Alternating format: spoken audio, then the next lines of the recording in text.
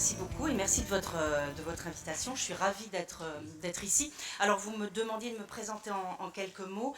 Donc, et c'est vrai que mon parcours explique peut-être un petit peu le caractère multidisciplinaire du livre que je vous présente aujourd'hui, hein. Donc, j'ai d'abord fait l'école normale supérieure en philosophie. J'ai fait des études de philosophie, c'est ma formation un peu fondamentale, structurante. Et puis ensuite, j'ai été faire l'ENA, donc, et donc, je suis membre de l'inspection générale des affaires sociales. Je me suis occupée de politique sociale, de travail. Et ensuite, j'ai dérivé, si je puis dire, vers la recherche. J'ai longtemps travaillé au ministère du Travail où j'animais la recherche. J'étais dans la direction qui s'appelle Direction de l'animation de la recherche, des études et des statistiques, où je suis restée assez longtemps. Donc je faisais le pont, le lien entre le monde académique et les administrations centrales. Ce qui est une fonction qui a un petit peu disparu mais qui est extrêmement utile, c'est-à-dire essayer de ramener vers à la fois les directions centrales et puis les cabinets ministériels tous les travaux que font les chercheurs, parce que souvent il y a un besoin de médiation et donc j'étais censée avec ma petite équipe m'occuper de ces médiations. Ensuite je suis allée travailler au centre d'études de l'emploi et donc aujourd'hui je suis à Dauphine, je suis prof de sociologie. Alors je disais que ça explique le caractère un peu pluridisciplinaire de ce livre, qui est à la fois un livre qui essaye de réfléchir sur ce qu'est la croissance et sur les raisons pour lesquelles la croissance a pris cette place dans nos sociétés, et qui est un livre un peu engagé et qui essaye de dire des choses sur la manière dont les politiques publiques pourraient changer aujourd'hui. Alors, je commence peut-être en m'arrêtant un instant sur le titre, hein, la mystique de la croissance.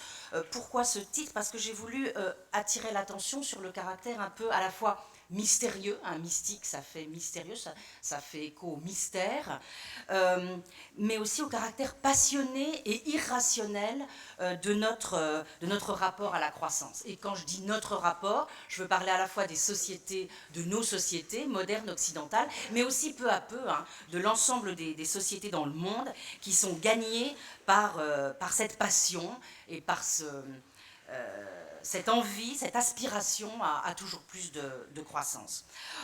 Et donc, il y a quand même un double paradoxe dans notre amour de la croissance, hein.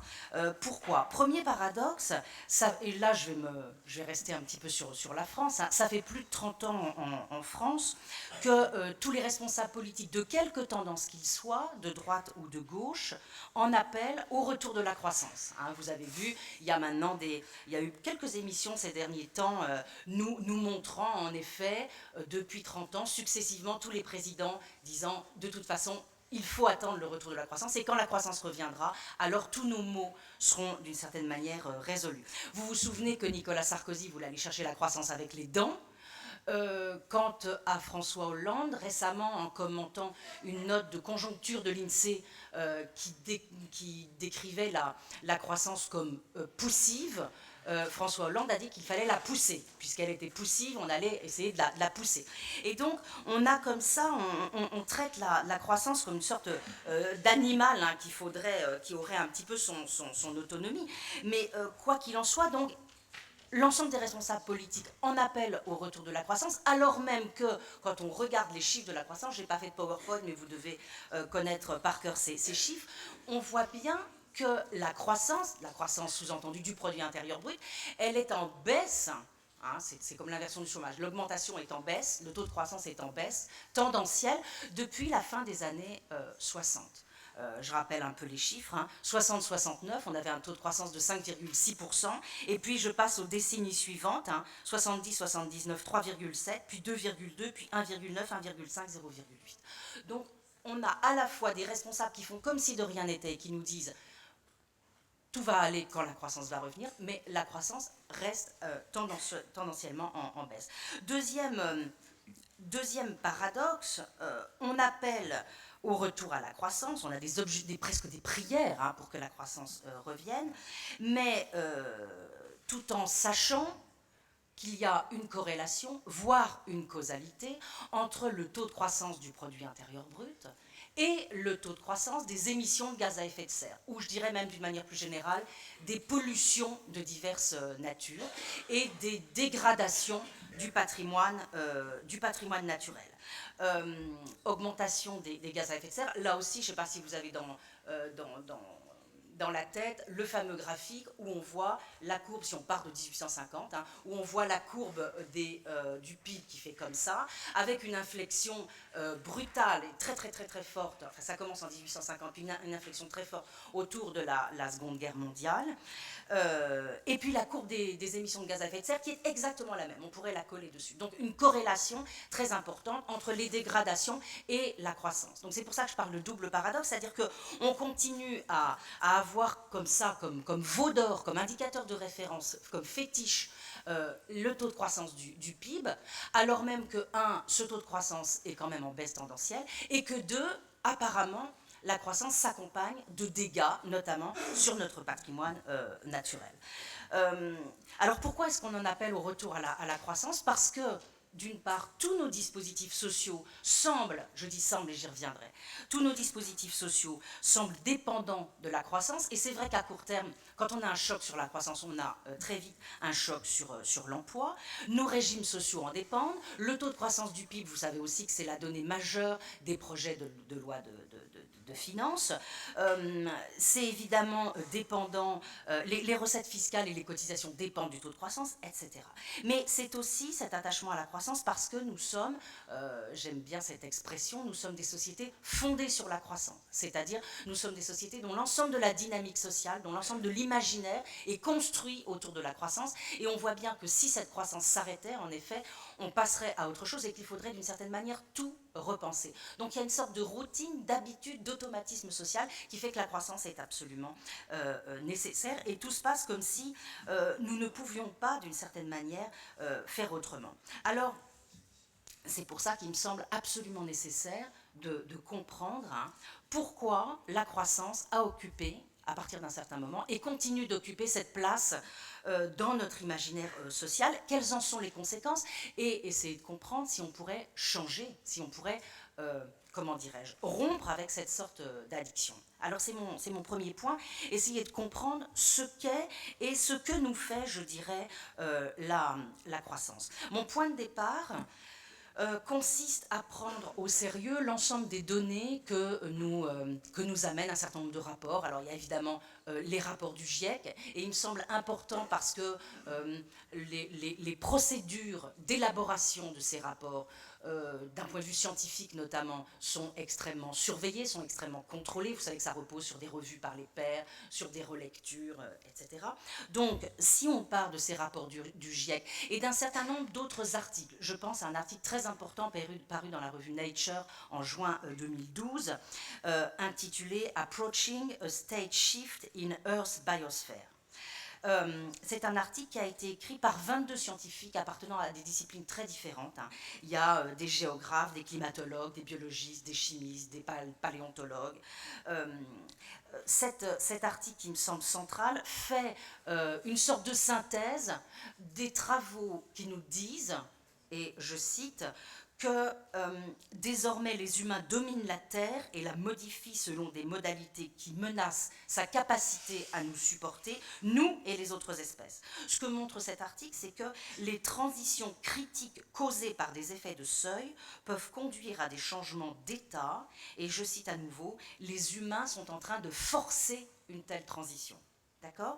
Avec la possibilité de transformer la Terre de manière rapide et irréversible en un état que l'humanité n'a encore jamais expérimenté. Voilà ce que disent cet ensemble de 22 scientifiques dans cette revue, et ils terminent leur article avec deux recommandations, comprendre les causes de ce changement global mis en œuvre par les êtres humains et prendre des mesures urgentes pour organiser la résilience des sociétés. Alors, voilà, c'est-à-dire que mon point de départ consiste à prendre au sérieux, à accorder toute l'importance qu'il faut à cet ensemble de rapports ou d'articles qui nous disent en gros que la situation est grave et que si on continue comme ça, on risque un certain nombre, sinon de catastrophes, du moins de dérèglements majeurs. Vous savez que le dérèglement climatique, c'est le plus médiatisé. Et je crois qu'il faut faire attention dans cet ensemble de données au fait qu'il y a des choses qui sont visibles et des choses qui sont invisibles. Il y a des choses visibles, par exemple c'est la pollution en Chine. Là on peut le voir, vous vivez en effet dans une atmosphère irrespirable, on voit les particules, on n'est pas bien, on respire mal. Et puis il y a les dégradations en quelque sorte invisibles, c'est la consommation de ressources naturelles non renouvelables. Et c'est aussi, par exemple pour les particules fines à Paris ou pour les émissions de gaz à effet de serre, c'est des choses qu'on ne voit pas et qui sont médiatiques, qui ont besoin de médiation scientifique pour être construite. Alors, donc voilà mon point de départ. Et l'autre point de départ, c'est bien sûr le fait que, à part quelques récalcitrants aujourd'hui, le lien avec l'activité humaine est à peu près avéré. C'est-à-dire que la dégradation des écosystèmes ou les pollutions ou les émissions de gaz à effet de serre sont liées, et c'est ce que je vous disais tout à l'heure avec la courbe du PIB, sont liées à l'activité humaine, sont fortement corrélées à l'activité humaine. Et donc, une fois qu'on a ce point de départ et qu'on prend ça au sérieux, je trouve que la première question qu'on peut se poser, c'est d'essayer de comprendre pourquoi ces dégâts, ces destructions, ce que les années 70 ont appelé à un moment les dégâts de la croissance, pourquoi on a réussi à les occulter si longtemps. C'est-à-dire pourquoi on découvre ça maintenant. Alors vous savez ou vous ne savez pas, il y a des thèses qui disent qu'on ne le découvre pas maintenant, on le savait depuis longtemps. Par exemple, il y a un livre très intéressant de Bonneuil et Frézos sur l'Anthropocène qui nous dit qu'en fait on a toujours su, mais qu'on a passé tout ça par pertes et profits. Quoi qu'il en soit, ma question c'est comment se fait-il qu'on ait pu passer toutes ces dégradations, tous ces dégâts, qu'on ait pu les mettre sous le tapis et qu'on ait accepté en quelque sorte de les cacher. Pourquoi est-ce qu'on a fait, comment est-ce qu'on a fait pour les cacher et pourquoi on les a cachés? En fait, si on accepte cet ensemble de données, à la fois rapport du GIEC, article dans Nature et ensemble des rapports qui nous donnent un fondement scientifique à l'idée qu'il y a des dégradations qui s'opèrent en ce moment qui sont tout à fait graves, je crois que l'idée générale qu'on peut en tirer, c'est qu'on s'aperçoit que la croissance, elle n'est pas simplement synonyme ou génératrice de bienfaits, mais aussi de maux. On a longtemps cru, on continue à croire, que la croissance apporte une quantité immense de bienfaits. Et c'est évident, puisque la croissance a été de pair avec une montée de l'éducation, la lutte contre la pauvreté, sans doute la réduction des inégalités, la médicalisation, l'augmentation de l'espérance de vie, etc. Donc nous sommes d'accord sur le fait que la croissance a entraîné d'immenses bienfaits, mais elle a également entraîné des maux. Et c'est quelque chose que les années 60-70 avaient déjà bien vu. Hein. C'est-à-dire, il y a eu un moment, là, dans notre histoire, je parle de la France, il y a eu un moment dans notre histoire, fin des années 50, années 60, début des années 70, où il y a eu une prise de conscience très forte de ce qu'on a appelé, de ce que la CFDT elle-même, dans un livre, avait appelé les dégâts de la croissance, les dégâts du progrès. Hein. C'est un livre paru en 1973. Et à cette époque, il y a eu une convergence assez étonnante. Il y avait les travaux de Jouvenel, et De Jouvenel est l'un des premiers à avoir dit « Je ne comprends pas notre comptabilité, puisque une usine, quand elle produit à la fois des biens et des maux. Comment se fait-il qu'on n'ait jamais focalisé notre attention que sur les bienfaits ?» Mais dans ces années 60-70, il y a bien d'autres acteurs qui vont s'en apercevoir. Souvenez-vous des dénonciations du rapport Midos sur les limites de la croissance, mais plus particulièrement en France, si vous allez, j'aurais pu l'amener mais je ne l'ai pas fait, si vous allez sur le site de l'INA, vous allez retrouver un débat au Club du Nouvel Observateur avec André Gortz, Edmond Maire, à ce moment-là le secrétaire général de la CFDT, le président de la Commission européenne et encore une autre personne. Ils ont un débat sur la croissance et ils disent des choses, ils tiennent des discours qui ne seraient quasiment plus audibles aujourd'hui. Par exemple, Edmond Maire dit « La croissance comme but de l'économie marchande, l'idéologie de la consommation-obsession, non seulement ne répondent pas aux besoins humains fondamentaux, mais ne peuvent plus être poursuivis sans pousser le monde à la catastrophe. Au total, il dit cette phrase extraordinaire, on est en 1972, Edmond Maire, le secrétaire général de la CFDT, au total, les 5% de croissance annuelle dont on nous parle n'ont aucun sens profond. euh, prise de conscience dans les années 60-70, et puis la parenthèse se ferme en 75 avec l'arrivée de la crise, les difficultés économiques, la montée du chômage. Et on va avoir ça, on a ça tout au long de notre histoire, c'est-à-dire une critique de la croissance qui peut se développer, mais qui s'arrête dès qu'on a des problèmes d'emploi et de difficultés économiques. Alors, je reviens maintenant sur des explications un peu à long terme. Comment est-ce qu'on peut expliquer qu'à part certains moments de prise de conscience assez forts, on ait eu une occultation des dégâts de la croissance, des maux de la croissance. Il me semble que une des premières explications consiste à dire que si ces mots ont été occultés, c'est sans doute parce que l'ensemble sur lequel ces mots étaient produits, c'est-à-dire la nature, hein, j'ai parlé de dégâts sur le patrimoine naturel, c'est-à-dire à la fois notre climat, notre atmosphère, la qualité de l'eau, la qualité de l'air, nos ressources renouvelables et non renouvelables, ça suppose que cette chose-là, le patrimoine naturel, n'avait pas beaucoup d'importance, ou était considéré comme quelque chose qui n'était pas susceptible d'être dégradé ou dont les dégradations avaient peu d'importance. Et puis, ça suppose peut-être aussi que dans le rapport humain-nature, il y avait une polarisation extrêmement forte faite sur les humains et que le reste avait peu d'importance. C'est-à-dire un certain rapport entre humain et nature qui fait que tout ce qui améliorait le sort des humains était beaucoup plus important que ce qui améliorait la nature. Alors, je voudrais m'arrêter historiquement justement sur un certain nombre d'étapes. Premièrement, attirer votre attention sur le texte d'un historien, un historien américain paru en 1967, qui s'appelle Lynn White. Que nous dit Lynn White dans un article très intéressant qui s'appelle « Les racines de notre crise écologique », dans lequel il essaye d'expliquer la même chose que ce que j'essaye de vous expliquer. Il dit, comment se fait-il qu'on est à ce point, que l'homme ait souillé avec autant de rapidité son habitat? Comment se fait-il qu'on ait eu aussi peu de respect avec la planète sur laquelle on habite? Il fait intervenir une première explication. Il explique qu'au 7e siècle, on a inventé une nouvelle charrue avec un soc plus puissant, qu'il fallait plus de bœufs pour la tirer, et que donc c'est à partir de là que les paysans se sont groupés, qu'ils ont produit plus que ce dont ils avaient besoin, et que de ce fait, on est passé à un nouveau rapport entre l'homme et la nature, un rapport d'exploitation. Alors on pourrait croire qu'il amène une explication purement technologique et matérialiste, or il n'en est rien, puisque ce qu'il nous raconte, c'est que si on a inventé cette charrue avec ce nouveau soc, c'est parce qu'il y avait des cadres intellectuels propices à cela. Quel est ce cadre intellectuel? Pour lui, c'est l'Ancien Testament, et notamment la Genèse, promu par la suite, et notamment au 7e et 8e siècle, promu par le christianisme. Que dit le texte de l'Ancien Testament et que dit la Genèse, hein? La Genèse, elle demande, elle met dans la bouche de Dieu le discours suivant, aux hommes, dominez et assujettissez la nature.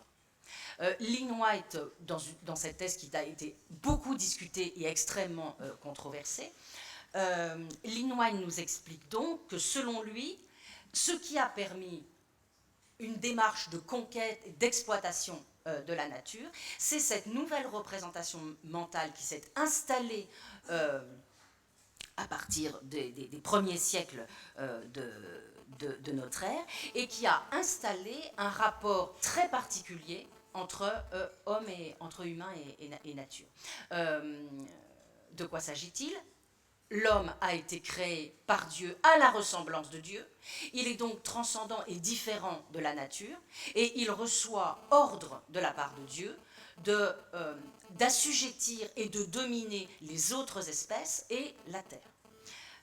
Lynn White nous dit que ceci ouvre donc à deux types d'actions. Premièrement, la légitimation d'une action de domination sur la nature. Et deuxièmement, la légitimation du développement de sciences qui permettront d'extorquer à la nature ses secrets, Et ça ouvre évidemment au développement des sciences, je dirais, baconiennes et cartésiennes, et au fait qu'on va essayer non seulement d'extorquer à la nature ses secrets, mais aussi de les tourner à notre avantage et de fusionner, comme ça va se passer, les sciences et les techniques. Savoir, c'est pouvoir, etc. etc. En effet, ce à quoi nous allons assister dans les fameux siècles Bacon-Descartes, donc à partir du XVIIe, hein, c'est au début de mise en couple, de légitimation je dirais, du vidage de la nature, du vidage de l'épaisseur de la nature. Parce que ce que dit Lynn White, c'est qu'on est passé du paganisme, où la nature était habitée, et étant habitée par des petits génies, par des petits dieux, elle était sacrée. Et donc on ne pouvait pas lui faire subir n'importe quoi. Et on est passé donc à la représentation de l'Ancien Testament et au christianisme, à un rapport où la nature est déréalisée, vidée de ses habitants, désenchantée, dira plus tard Weber, réduite à de l'étendue et à de la matière, et du coup, on peut faire sur elle absolument ce qu'on veut, c'est pas grave. Et vous savez qu'en effet, avec les sciences qui se développent, on aura à la fois un Galilée qui nous dira que l'univers est écrit en chiffres et en symboles mathématiques, et on aura aussi un Descartes qui mènera presque à son terme le désenchantement, théoriquement en tout cas, puisqu'il écrira dans le Traité du monde et de la lumière, « Par la nature, je n'entends point ici quelque déesse ou quelque autre sorte de puissance imaginaire, mais je me sers de ce mot pour signifier la matière même. » Donc, je ne dis pas qu'il faut évidemment croire dans ce que nous dit Lynn White, mais simplement il nous apporte une explication intéressante, et à mon avis dont on peut continuer à profiter, cette idée qu'on a déréalisé la nature, réduit la nature à l'étendue, et qu'on s'est donné comme ça un champ d'action pour les humains extrêmement,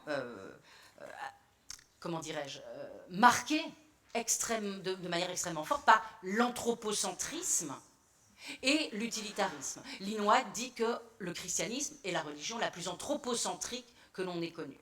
Et alors, il finit, j'y reviendrai peut-être à la fin, il finit son article en disant qu'on n'arrivera pas à retrouver un rapport plus égalitaire ou plus normal entre humain et nature, on n'y arrivera pas sans une nouvelle religion.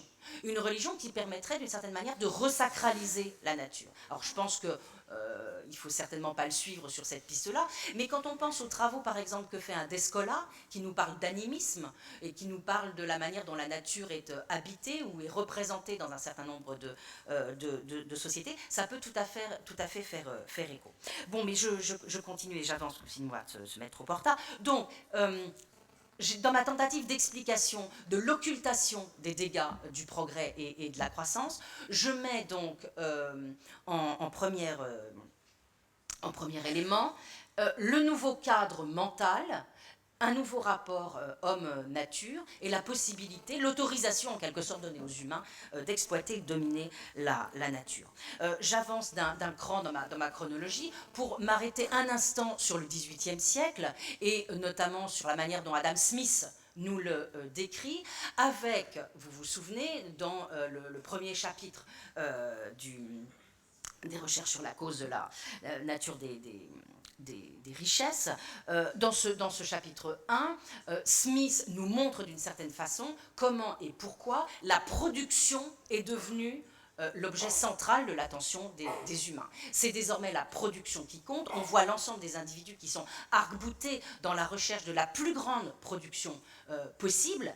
Et ce qui me paraît très intéressant, donc on a en quelque sorte l'ensemble des énergies utopiques qui sont ramenées sur la sphère de la production. Et pourquoi ça marche comme ça et pourquoi la place de la production est importante. La production est importante pas seulement parce qu'elle va donner du confort et une amélioration des conditions de vie. Smith nous montre très bien que la production, c'est le lieu où se fabrique le lien social. Et c'est comme ça, à partir du XVIIIe siècle, c'est comme ça que les individus sont tenus ensemble. Le lien social se fabrique en fabriquant en quelque sorte la production. Et je crois qu'évidemment c'est extrêmement important qu'on a gardé ça, et je trouve que Durkheim ne dira pas quelque chose d'extrêmement différent, c'est-à-dire c'est dans le travail et dans la production que se fait le lien social, et on peut penser que ça n'est pas pour rien dans la focalisation que l'on a faite sur la production. Et puis je continue encore, hein, pour vous dire que les sciences humaines et sociales, économie puis sociologie, 18e et 19e, vont considérablement contribuer à accompagner ou à organiser cette occultation.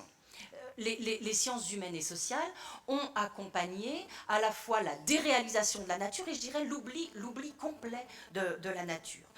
J'en veux pour preuve ce que devient l'économie au XIXe siècle.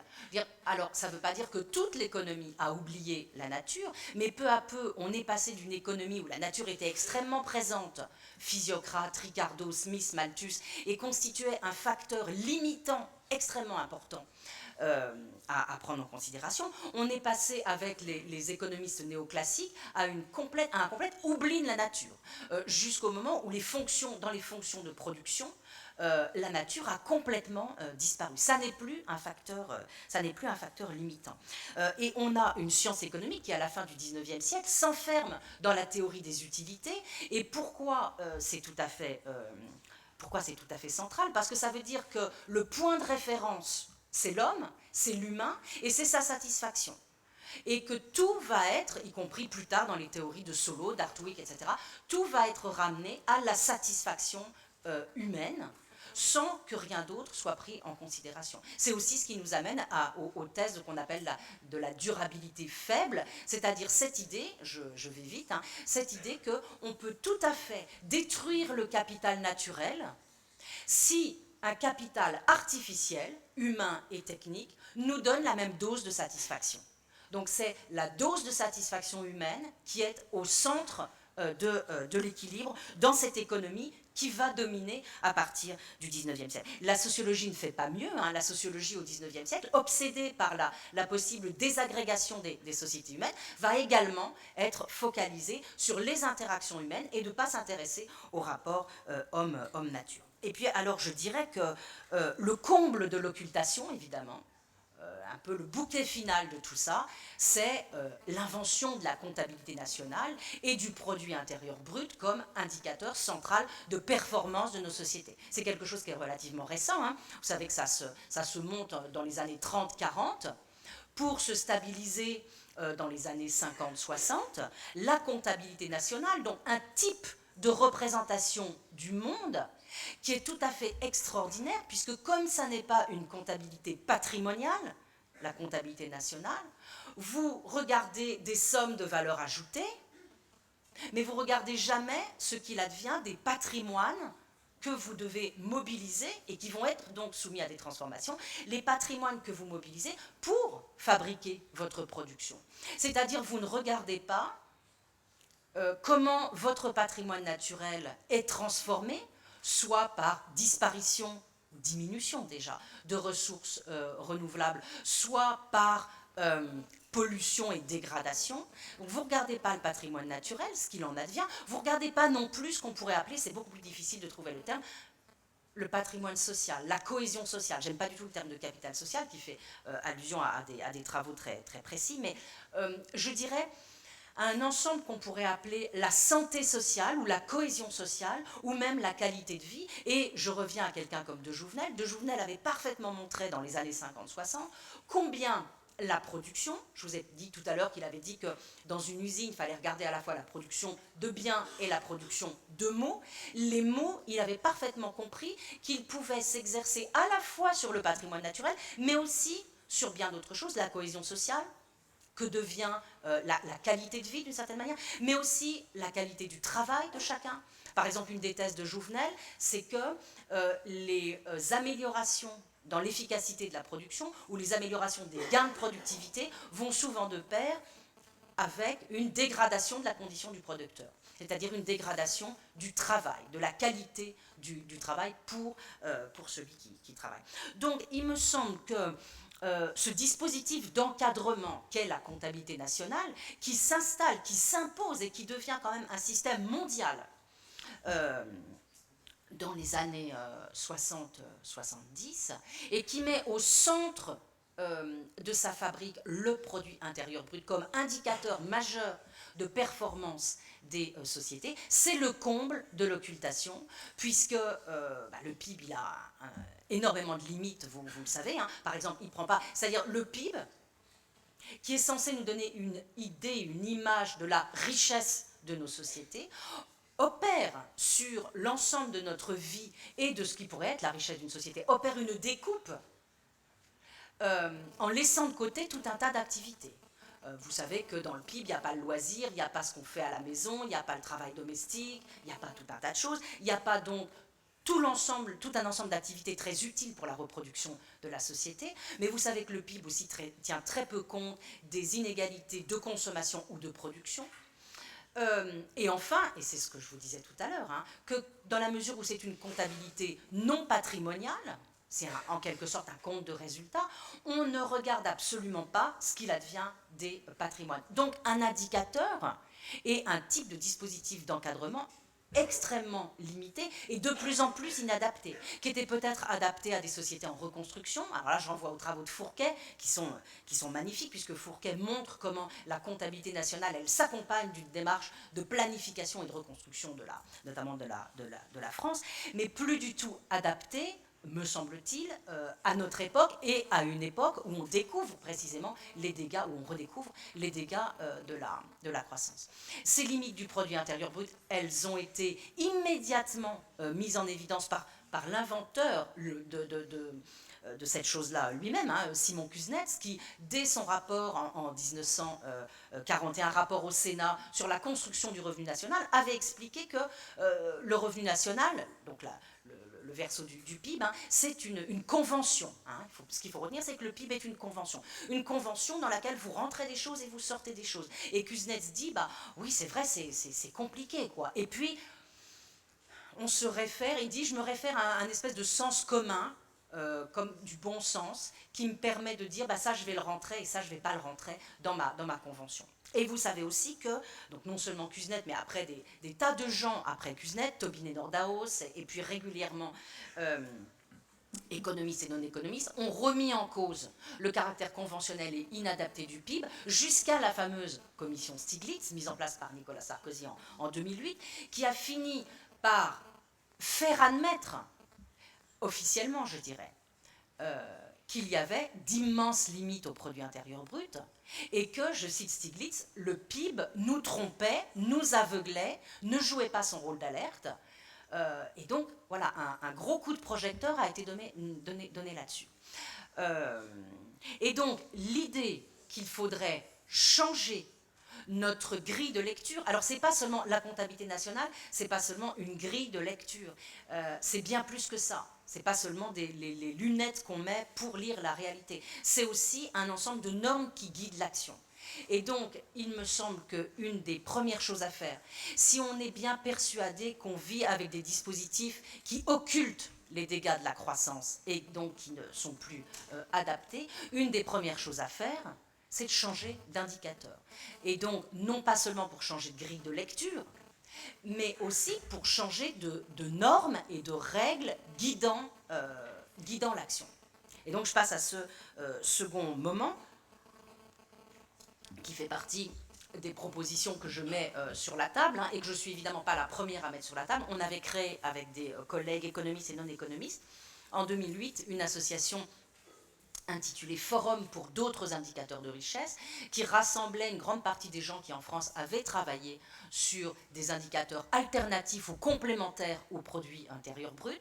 Et on avait découvert à cette occasion, alors pourquoi on avait créé cette association? Pour contrebalancer en quelque sorte le caractère qui nous semblait trop technocratique de la commission Stiglitz, puisque la commission Stiglitz avait rassemblé quasi uniquement des économistes, et avait travaillé en chambre, jamais confronté à la société ou aux différentes associations, mouvements qui auraient pu porter un certain nombre d'idées sur ces nouveaux indicateurs. Notre point fondamental consistait à dire que pour inventer de nouveaux indicateurs, de nouvelles balises, de nouveaux repères, de nouveaux objectifs, c'est-à-dire pour dire ce qui compte pour une société, il faut absolument impliquer les citoyens. Ça ne peut pas être une caste ou une profession qui, en chambre, décide de ce qui compte pour une société, ou de ce qui compte pour l'inscription d'une société dans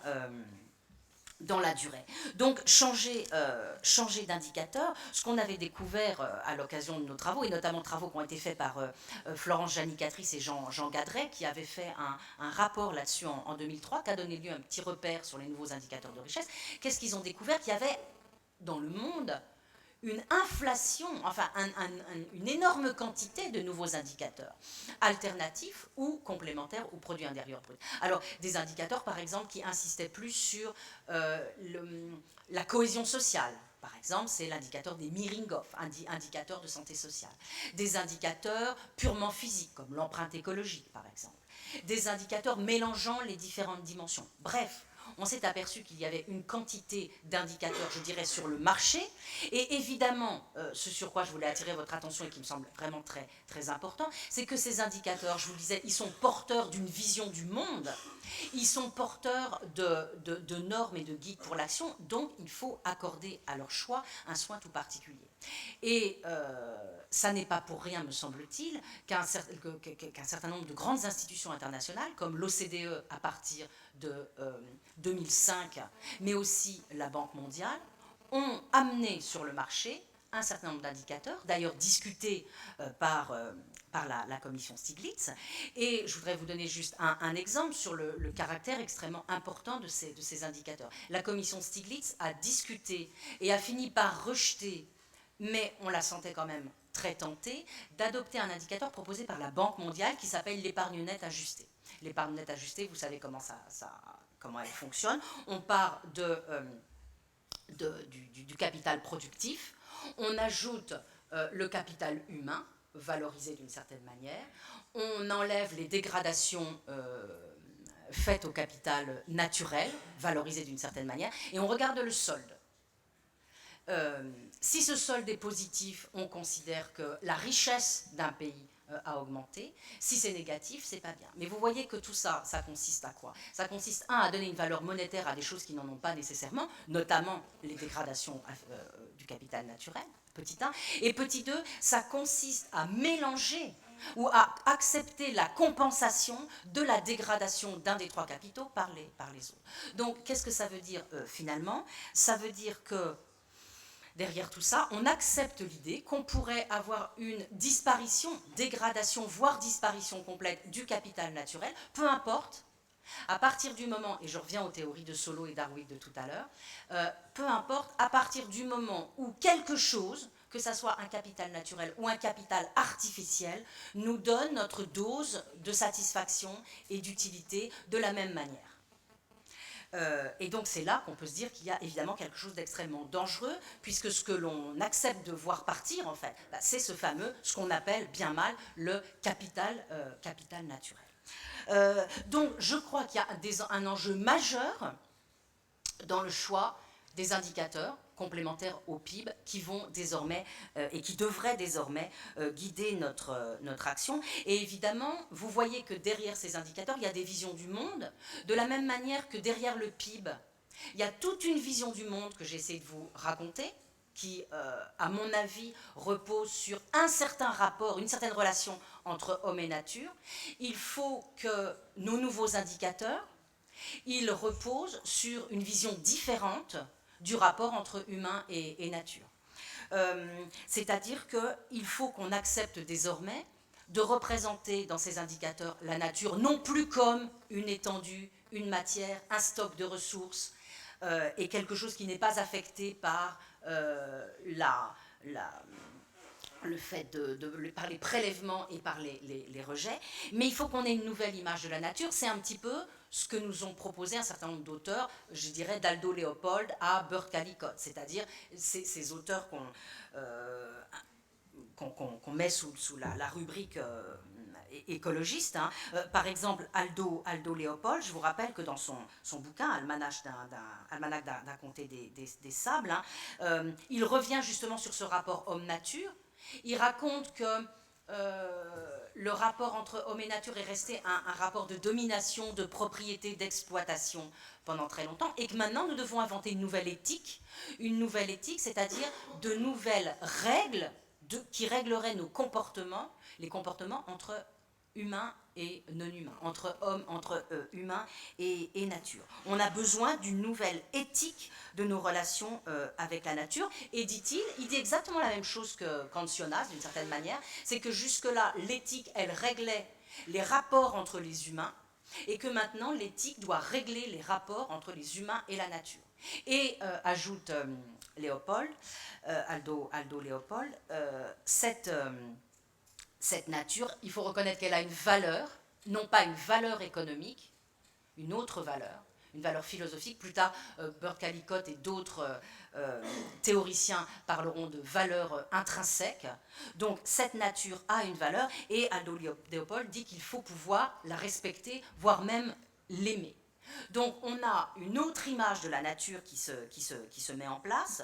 Je vous parlais d'Ancionas, idem chez Ancionas, qui nous dit qu'il faut passer à une autre éthique, parce qu'avant c'était l'homme qui était petit et vulnérable, et maintenant c'est la nature qui est devenue petite et vulnérable, et donc que notre champ de responsabilité s'étend à l'ensemble de la nature, et donc on doit maintenant la représenter autrement, et représenter autrement le rapport entre homme et nature, avec ce nouvel impératif, l'impératif d'Ancionas, agis de telle sorte que ton action soit compatible avec la permanence d'une vie authentiquement humaine sur Terre. Alors, les conséquences de cette nouvelle représentation, de cette nouvelle place de l'humain dans la nature, vous voyez, elles sont congruentes avec le choix d'un nouvel ensemble d'indicateurs. C'est-à-dire qu'il me semble que le choix des indicateurs, il doit aussi montrer l'importance que nous accordons à l'existence d'une nature pleine et d'une nouvelle relation homme-nature avec un homme complètement dépendant, enfin des interactions extrêmement fortes entre homme et nature. Qu'est-ce que ça veut dire pour nos indicateurs? Ça veut certainement dire qu'il faudrait adopter, et j'irai assez vite là-dessus, adopter des indicateurs qui au moins permettent de braquer le projecteur, d'une part sur les évolutions du patrimoine naturel, et d'autre part sur les évolutions de la cohésion sociale. Alors je vous passe tous les débats qu'on peut avoir sur est-ce qu'il faut un seul indicateur, ce qui évidemment est meilleur. Vous vous souvenez de la création de l'IDH, c'était très bon d'un point de vue communication parce que ça permettait d'avoir un seul chiffre et donc de montrer un autre palmarès et de contrebalancer comme ça la puissance du produit intérieur brut, mais en même temps c'est très critiqué. Donc est-ce qu'il en faut un, est-ce qu'il en faut plusieurs? Je vous passe le débat, il y a beaucoup de débats en ce moment là-dessus, puisque le PNUD est en train de préparer un nouvel indicateur, la Commission européenne veut préparer un nouvel indicateur. Bref, je crois qu'il faut vraiment beaucoup s'intéresser à ça. Alors, il ne suffit pas, j'en viens à un troisième moment, il ne suffit pas de changer d'indicateur. Je crois qu'il y a une dialectique entre changement d'indicateur et changement du processus même de croissance, ou changement de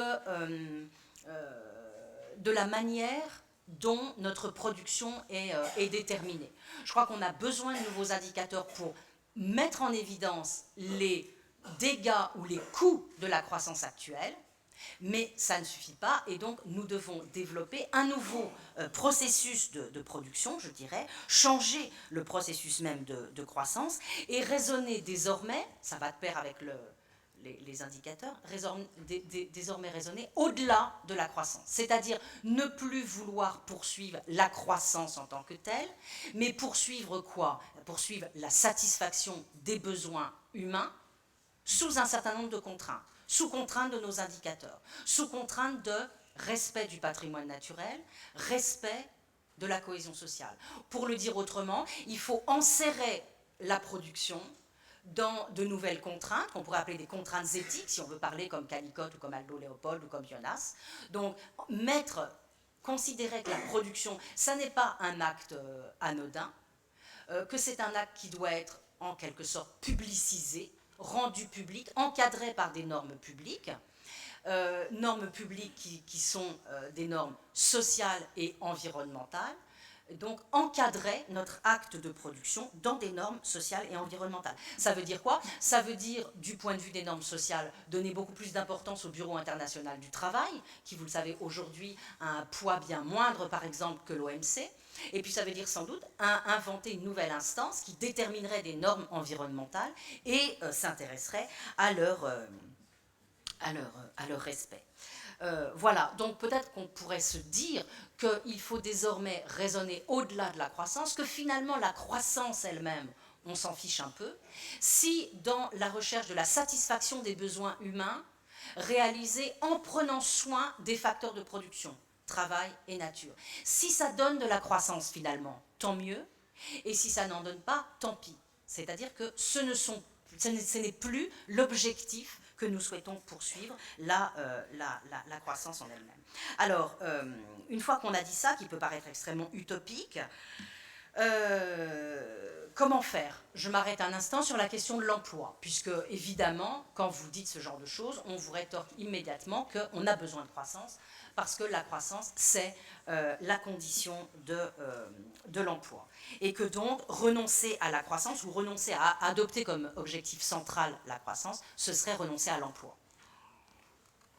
Alors là-dessus, je crois qu'il y a deux choses à dire, deux éléments à développer. Le tout premier point, c'est que cette histoire qu'on aurait besoin de 1,5% de croissance pour lutter contre le chômage, elle est certes vraie, mais elle est vraie toutes choses égales par ailleurs, c'est-à-dire sans envisager une autre répartition du volume de travail. Donc je pense qu'une des premières choses, c'est d'arrêter de dire que la seule solution pour lutter contre le chômage, c'est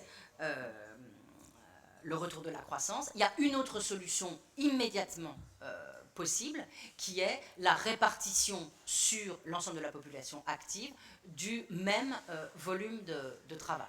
D'accord? Donc, premièrement, on peut envisager de substituer à l'actuel partage du travail, extrêmement inégalitaire et je dirais extrêmement sauvage, parce que vous avez tel âge, vous êtes dans tel secteur, dans telle entreprise, vous êtes au chômage, et c'est extrêmement... alors même s'il y a des grandes tendances, même si en effet c'est les personnes les moins qualifiées qui tombent au chômage, il n'empêche que le processus qui consiste à tomber au chômage est extrêmement sauvage et qu'on peut substituer au partage actuel, qui est à la fois sauvage et inégalitaire, un autre type de partage qui permettrait de rentrer plus de personnes dans l'emploi, donc qui consisterait à mettre en place un partage civilisé du travail. Pour faire ça, il faut, je vous l'accorde, réussir à surmonter ce que moi je considère comme une victoire idéologique, tout ce qu'on a raconté sur les 35 heures, et qu'il faut faire donc un nouveau bilan serein des 35 heures. Et donc, bilan qui n'a pas vraiment été fait, puisque, à part un numéro spécial d'économie et statistique qui avait fait un peu le point sur les conséquences et les effets des 35 heures, il n'y a pas eu grand-chose. Il n'en reste pas moins que dans ce numéro, on voit bien que, par exemple, il y a eu beaucoup de créations d'emplois. On dit que c'est entre 350 000 et 400 000. Mais je rappelle qu'entre 1998 et 2002, il y a eu 1,7 million d'emplois créés, qui sont évidemment pas tous imputables à la réduction du temps de travail. Mais bref, je milite pour qu'on remette sur la table très sérieusement cette affaire de bilan des 35 heures et de la réduction du temps de travail. Et puis de surcroît, j'ajoute qu'il faut prendre évidemment extrêmement garde, je pense que vous le savez très bien, vous êtes très bien placé pour le savoir, aux comparaisons internationales. Quand on dit que la France ne travaille pas, que la France est paresseuse, que son temps de travail est moins élevé que les autres, vous savez que c'est faux, parce que si on additionne les temps complets et les temps partiels, alors la France travaille plus que beaucoup d'autres pays, notamment de l'Allemagne. Et qu'il faut donc là encore comparer les types de partage du travail. En France, grâce à la réduction du temps de travail, vous avez un partage un peu moins inégalitaire, notamment entre hommes et femmes. En Allemagne, vous avez un partage du travail où vous avez des hommes à temps complet long et majoritairement des femmes dans des temps partiels très courts, très émiettés, très mal payés. Et donc, ça vous donne quand même deux types de sociétés assez différents. Ça, c'était la première chose.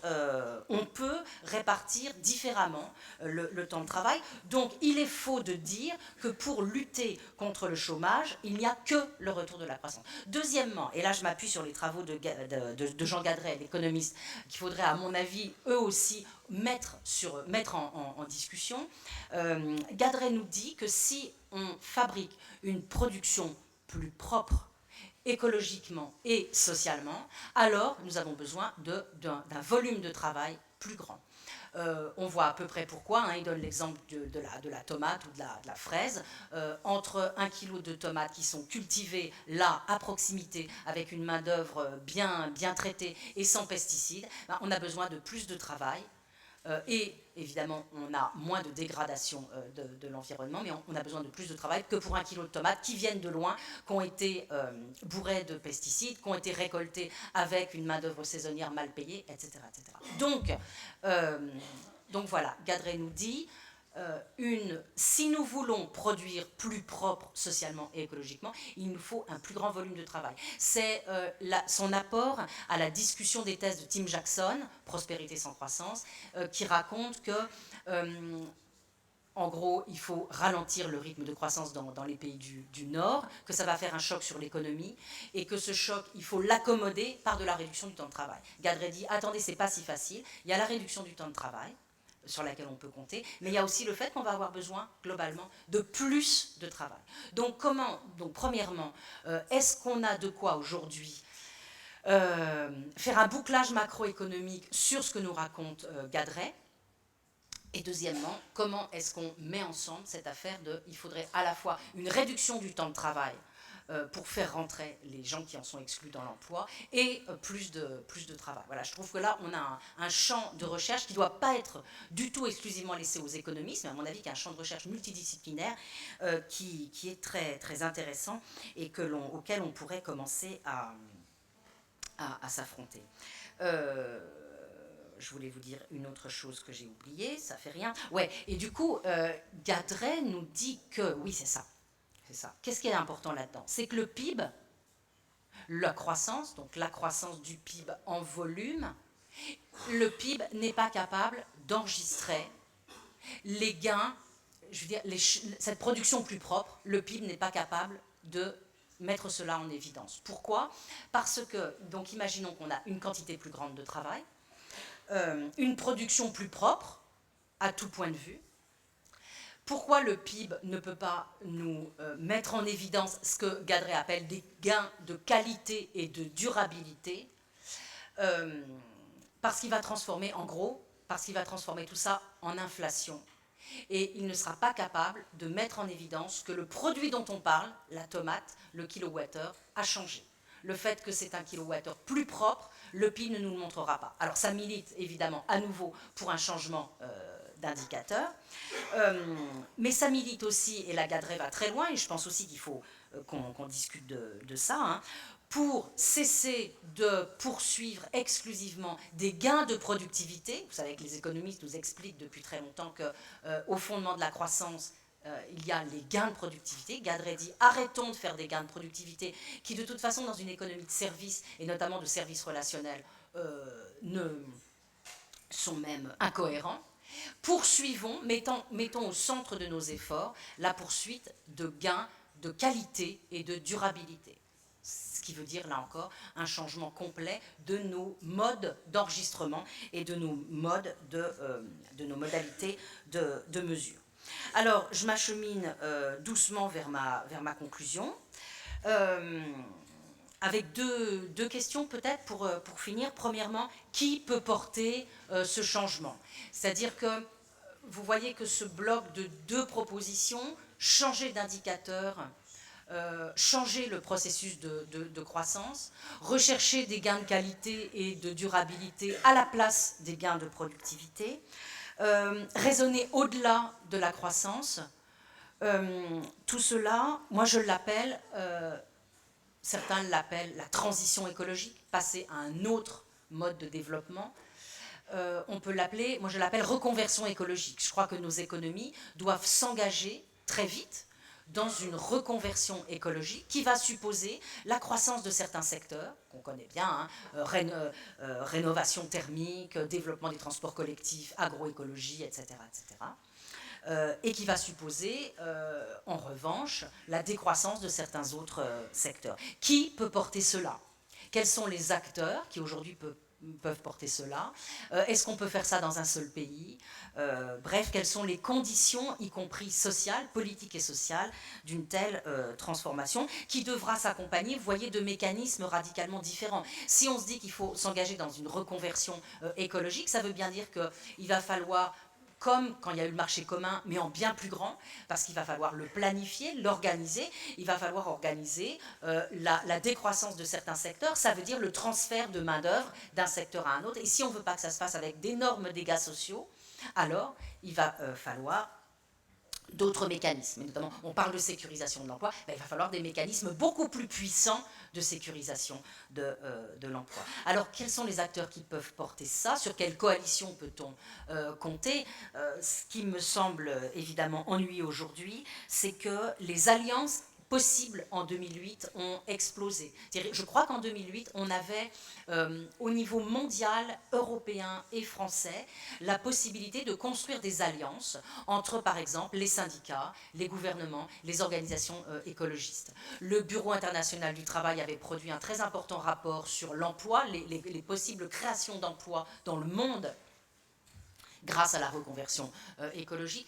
La Confédération européenne syndicale et aussi la Confédération syndicale internationale militaient pour cette transition. Donc on avait une possible coalition des acteurs pour porter quoi? Pour porter une sortie de crise où la résolution de la crise écologique est mise au service de la résolution de la crise de l'emploi. Ces coalitions ont explosé, me semble-t-il, en 2009-2010, à cause de la crise des dettes souveraines, à cause du renoncement à réguler la finance et du fait qu'un certain nombre de personnes se sont dit qu'on était sorti de crise et que ce n'était pas la peine. Donc, est-ce qu'on peut recomposer de telles coalitions? Il me semble qu'on ne peut guère le faire qu'à l'échelle européenne. À l'échelle européenne, en essayant donc de s'appuyer à la fois sur les syndicats et les organisations écologiques et les gouvernements, évidemment. Que le faire en Europe, ça suppose évidemment un changement radical de l'Europe, ça suppose une réforme de la Banque centrale, ça suppose une réforme des traités, donc vous allez me dire qu'on n'y est pas, en effet, on n'y est pas. Et peut-être, ça sera un petit peu mon mot de la fin, hein, dans la mesure où on est à la fois plongé dans une grave crise de l'emploi et du travail, mais aussi, je dirais, où les coûts de la croissance et du type d'activité que l'on a sont de plus en plus évidents. Est-ce qu'on ne pourrait pas essayer de construire des coalitions autour de la notion de qualité du travail pour les uns, qui permettrait de sortir du très fort malaise du travail qui existe notamment en France, qualité du travail qui pourrait être portée par les syndicats, qualité des produits qui pourraient être portés par les consommateurs. Parce que je crois qu'un des points évidemment gênants, inquiétants, c'est le fait qu'aujourd'hui, loin d'avoir une coalition, nous avons au contraire dans les discours une opposition entre la cause de l'emploi et la cause écologique. C'est-à-dire qu'on considère que la cause écologique est contradictoire avec la cause de l'emploi, que la cause écologique, c'est quelque chose qui est pour dans longtemps, qu'on doit donc traiter le problème immédiatement, le problème du chômage, que la cause écologique, elle implique une hausse des tarifs et des prix, et donc que ce n'est pas bon non plus pour l'emploi. Bref, tout en ce moment est construit pour opposer la cause de l'emploi et la cause écologique. Donc je pense qu'il faut qu'on trouve des moyens de montrer qu'au contraire, ces deux causes sont liées, qu'il faut qu'on puisse les traiter en même temps et mettre l'une au service de l'autre. C'est-à-dire montrer qu'on sortira de la crise par le haut en mettant la résolution de la crise écologique au service de la résolution de la crise de l'emploi et du malaise du travail. Et donc, il me semble qu'on peut peut-être essayer de travailler avec les acteurs, avec les syndicats ou les associations de consommateurs, sur ce concept de qualité. Hein. Vous avez vu la montée des craintes en ce moment sur la pollution atmosphérique, la mauvaise qualité. Je fais doucement la transition avec l'exposé de Marie-Monique tout à l'heure, avec la mauvaise qualité des produits. Donc, est-ce qu'on peut essayer théoriquement de recomposer une espèce d'unité autour de la mise en évidence du coût pour la santé et pour la qualité de vie de notre mode de développement, et donc une alliance autour de la qualité du travail, la qualité de l'emploi et la qualité des produits. Tout cela nécessitant, donc je vous l'accorde évidemment, hein, de très grands changements au niveau européen, c'est-à-dire si on parle de la question des échelles, bien sûr qu'au niveau individuel, beaucoup de choses sont nécessaires, mais je crois que tant qu'on n'aura pas à l'échelle européenne quand même de nouveaux cadres, y compris économiques et financiers, on ne pourra guère s'engager réellement dans la voie de cette reconversion écologique. Voilà, merci beaucoup.